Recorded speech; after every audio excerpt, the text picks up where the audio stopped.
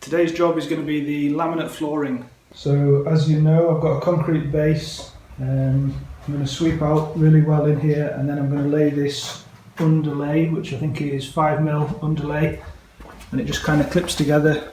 Yeah, it's pretty easy to lay. So I'm going to cover the whole room with that, and then I've got this laminate flooring. I think it's 10mm thickness, and that'll just clip together across the room.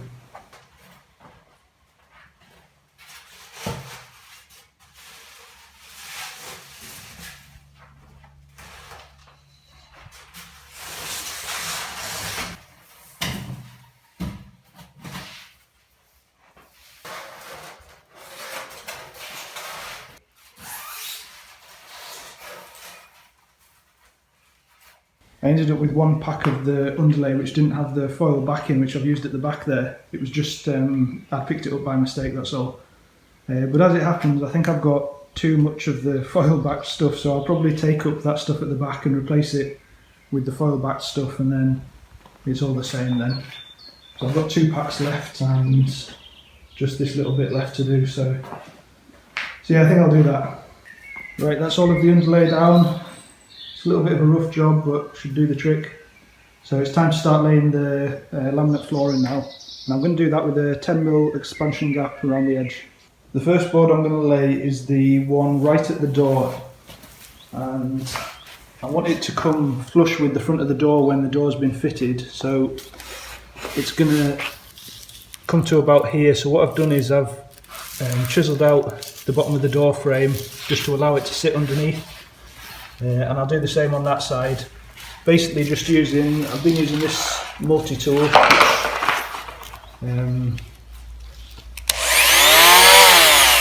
It's just got a vibrating saw on the end which you can use to cut into the door frame there, and then once I've made the cuts, I've just been using a small chisel to chisel out the wood.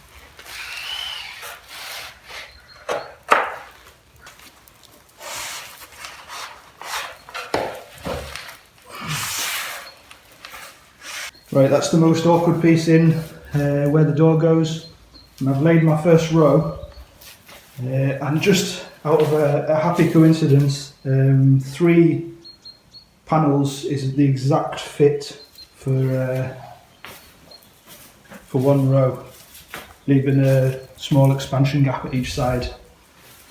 So that's pretty handy. It means that I can cut each, I can start with a half piece here, and then the other half will be perfect fit at the other end. So yeah, it's just it's nice when things happen like that. I'm getting towards halfway now. The way I'm doing it is I'm clipping together a row of boards end to end first, and then I'm attaching the whole row as one onto the main floor area, and that seems to be the way, the easiest way I've found to do it. If you know an easier way, feel free to let me know in the comments. I've always had trouble with laminate flooring. I find that it's just, in theory it should just clip together. It sounds really easy, but I find it a bit of a pain, to be honest. I find it chips, and you get one bit together and then another bit comes apart, and just generally I find it hard work. And I'm taking the boards from multiple packs all at the same time, so I'll maybe take one board from one pack, another from another, and the third from a third pack, just because I don't want all the boards from one pack to be right next to each other, just in case there's something unique to that pack and it's obvious when the floor's finished. Just kind of mixes them up a bit if you take them from multiple packs at the same time. It's quite tough stuff to cut this as well. I'm cutting it with the miter saw, and I've got a very fine tooth blade on there, which seems to be cutting okay because it can chip quite easily. And then any bits that I need to do with the jigsaw, I'm using a proper laminate blade for them.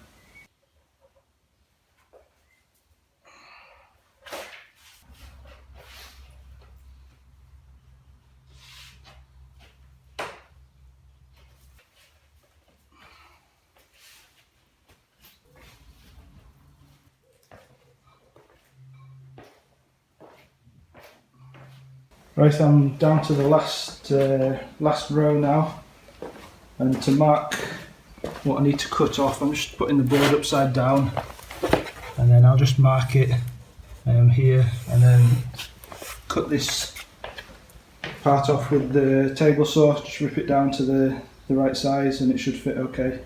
I've just realised, having got to the last row of boards, that I should have laid the underlay at right angles to the board, so you can't really tell now, but the underlay is running in the same direction as the boards.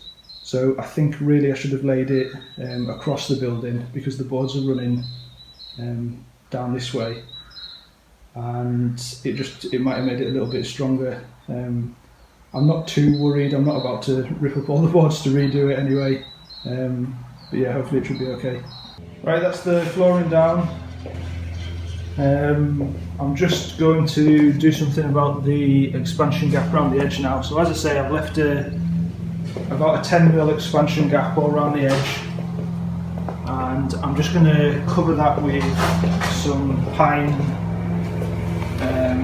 strips. So I've just cut the first ones, and I'm just kind of mitering them into the corners, and I'm not sure how I'm going to attach them yet.